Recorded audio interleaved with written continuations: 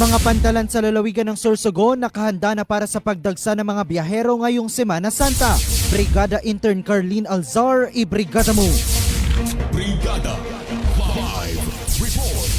Itinaas na sa heightened alert level ang mga pantalan ng Pilar, Bulan at Matnog sa lalawigan ng Sorsogon bilang paghahanda sa pagdagsa ng mga biyahero at pasahero ngayong papalapit na Semana Santa. Sa panayam ng Brigada News FM Sorsogon kay Achilles Galindez, Media Relations Officer ng Philippine Ports Authority o PPA Bicol, nakalatag na ang mga help desk at passenger assistant counters sa mga nasabing pantalan kung saan maaaring humingi ng karampatang tulong ang mga pasahero. Nakahanda na rin umano ang buong hanay ng Port Police, mga security personnel, pati ang mga ahensya gaya ng Philippine Coast Guard, Marina, LTO at pamahalaang panlalawigan upang umalalay sa mga babiyahe patungong Visayas at Mindanao. Pinapaalalahanan rin ni Galindez ang mga behero na sumunod sa mga alituntunin na ipapatupad ng PPA at pinayuhan ng mga ito na biyahe ng mas maaga upang hindi magkaroon ng congestion sa mga pantalan. In the heart of changing lives, ito si Brigada Intern Carlene Alzar ng 101.5 Brigada News FM Sorsogon, The Music and News Authority. Sa mga bagong